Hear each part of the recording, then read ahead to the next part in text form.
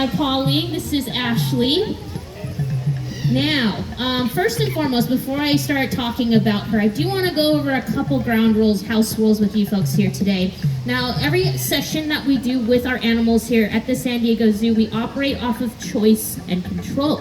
So just like you folks here have the choice and control to stay here or leave whenever you want to, we want to give that freedom to our animals as well. So if for any reason our animal here decides that she wants to go and she wants to head home, it is our job to listen to her. So she runs the session, we're just the stage props, okay? You have to stay here, union rules. You're clocked in, girl. Can you give me a thumbs up if you understand that for us? Thank you so much, we appreciate that, and I'm sure that our animal does as well. Now this is Nandi. I'm wondering if you folks have any idea what kind of animal this is. Any guesses? Who said aardvark? Very good. Give yourself a pat on the back. Not very many people get that correct. Very good. She is an aardvark, often mistaken for animals. How many of you thought anteater? Don't be shy. Yeah, that's a very common guess here. I'm guessing it's because of the very long snoot. They have very similar physical traits that are very similar to one another. And yet, interestingly enough, the aardvark is actually not related to an anteater. Surprising. It's an example of convergent evolution. That's where two animals have very similar physical traits, and yet they've never actually interacted with one another in their evolutionary history. Yes, the aardvark is found on the big continent called Africa, and more specifically sub-Saharan Africa. So first and foremost, I want to point out some of the really cool, unique physical features that Nandi has. And the first one I want to point out is her nails right here. Now, what do we notice about her nails? What do you think Nandi would be using her nails for in Africa? What purpose does her nails serve for? Yeah? Digging, very good. Yes, she is known as a burrowing type species.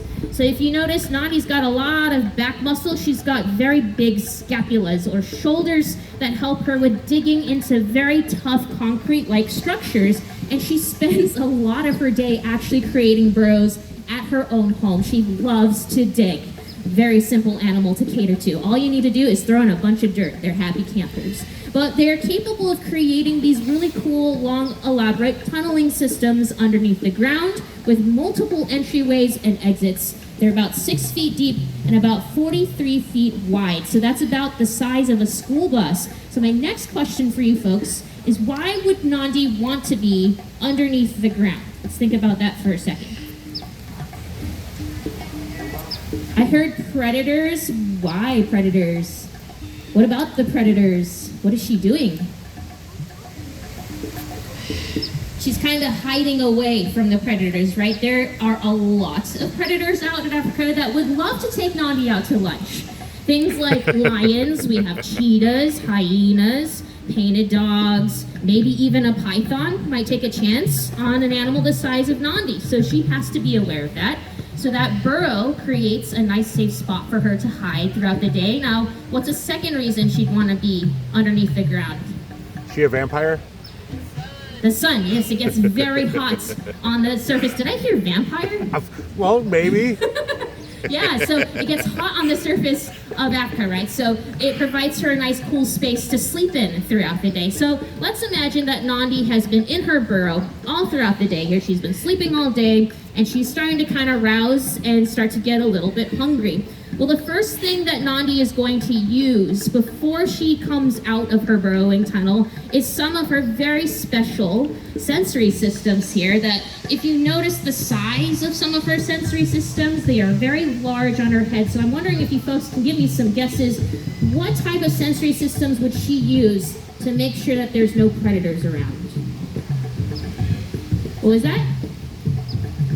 Her ears, she's got really big rabbit-like ears, right? The really big ears give you an idea about how good she is at listening to her environment. So yes, she's going to prop those big ears up, listen very carefully. Anything else she's going to use?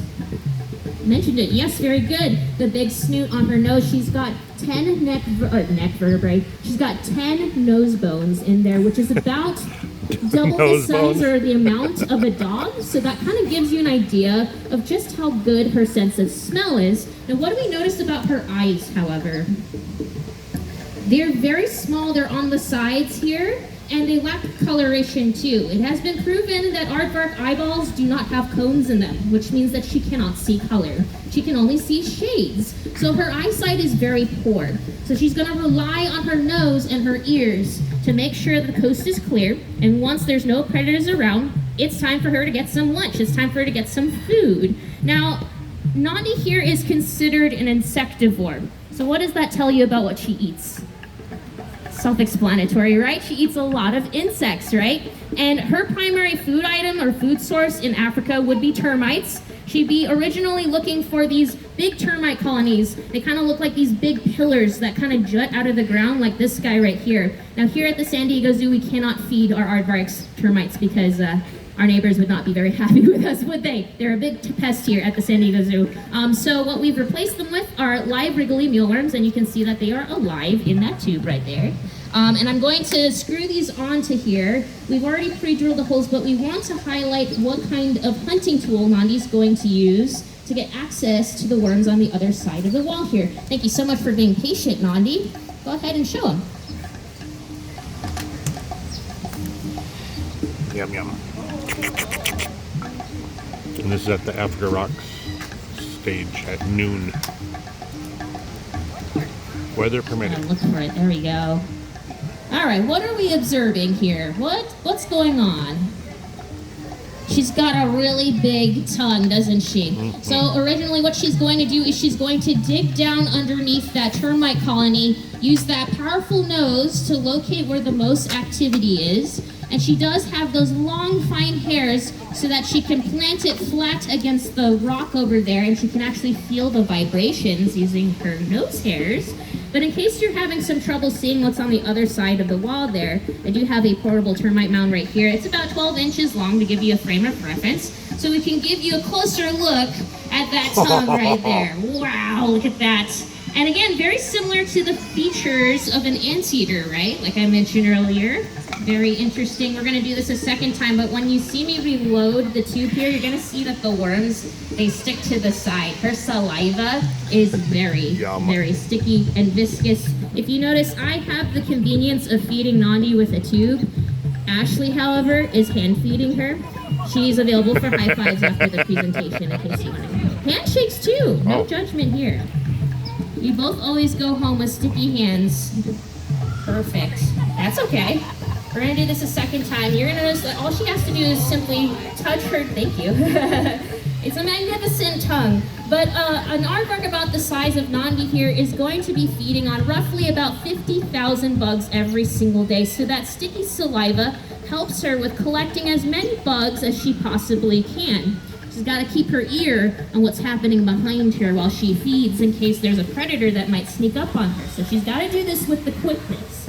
Now she's also a sustainable eater as well. She'll eat until she's about full, and she'll leave the colony and let it repopulate for another day. So her food source is always there. She's going to return back to that termite mound after a couple weeks and dine again. So that's kind of the night in the life of an aardvark. Now here at the San Diego Zoo, we currently have 2 conservation hubs in Africa. She's a representative of our Savannah hub. And in case you're interested in learning about some of our conservation projects, you are actually here at the San Diego Zoo contributing to that. So as a special thank you, Ashley and I would like to thank every one of you for coming here today and helping us with that very important conservation work. Thank you so much. We work very hard every day for that. But as a special thank you, and Ashley, I'm going to ask you, how's she looking so far? I would like to invite one special person to come up and help us with something. Do we have any volunteers? Your hand shot up first. I will call on you. Do you have a parent with you who could take your picture? Perfect. This is a great photo opportunity. Who's this? Oh, hello. Come on over here. All right, what's your name? Helen. Very nice to meet you today. Now, Helen, I'm going to have you stand right here for me. And do you have any idea what you just volunteered for? No? Okay, I'm very glad. This is going to be very exciting because Ashley and I have given you your very own tongue tube so that you can participate in our very first bug eating contest with Nandi. It's our very first one. Our very first one. No one's ever done it before. Right, so Okay. the bug will be our very Yes. So we're going to see if your tongue can actually reach the bottom of this. Can you show me your tongue for a second? Got to fill it up with some more worms. I'm just kidding. You know that I'm kidding, right? She was giving me this look that was just kind of...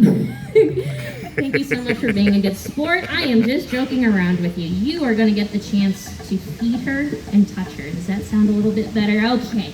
So what you're going to do is you're going to, with this hand right here, like a lightsaber, firmly grasp it. You're going to hold it right there, okay? And with your other hand, when she comes up to feed, you can reach out and touch her on her shoulder. Sound good? I think she's ready. And make sure you smile. That's very important too. You're already smiling. It's hard not to smile. Give her a touch. All right. Amazing. There we go. Now, Helen, people are wondering, what does Nandi feel like? Feel free to give her another touch if you need some more references. What does she feel like to you?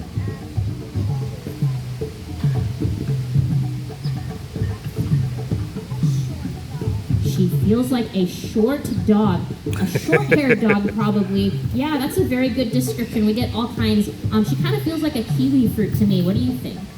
And it feels a little bit like a kiwi fruit we got the other day. Oh, she feels kind of like when I don't shave my legs for a few days, which was very interesting. All right, folks, before you leave, I do have a very special gift for you because it takes courage to volunteer today, and thank you so much for being good sports. There's a special sticker for you. Give her a round of applause. There's the cleanup because crew. You did such a wonderful job. There's a bunch of birds Instructions. here that Good kid. Very, very good. Awesome. go clean up now, Nandi, you have also mealworms. done such a here on the stage, and she can come and go whenever she wants to. But while we have her here, does anyone have any questions for me about aardvarks, or have I covered all the facts today?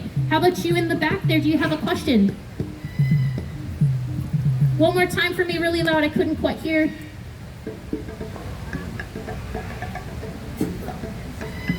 Why and a cough? Why are their eyes so small? Because she doesn't need them. She is a nocturnal species, which means that she's active whenever it's nighttime. So she's awake whenever we're asleep. So if it's dark, she doesn't need to see very well because there's no light outside. Very good question. What's your question?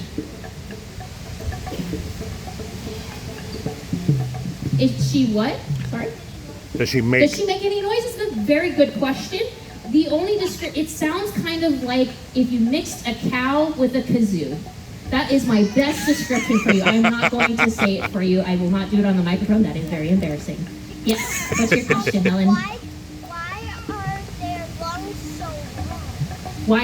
Why are their tongues so long? Well, think about it. Did you see her with the tongue tube over here? So she uses that so she can get access to the termites in the colonies. So it gives her the ability to slurp up as many bugs as she can. Does that make sense? Okay. Any other questions I can answer before I head out? How about you, sir?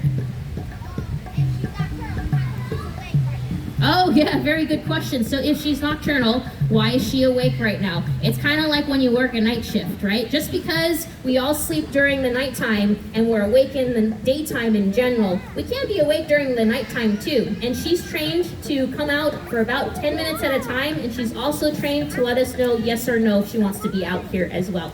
So she is fully aware that she is going to only be out here for 10 minutes at a time. Does that make sense? It's kind of like when you wake up from a nap.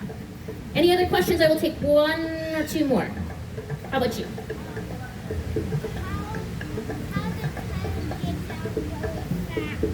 How does the tongue stick out really fast?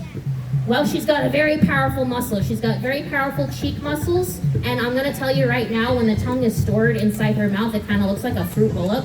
So it's like, bing, just like that.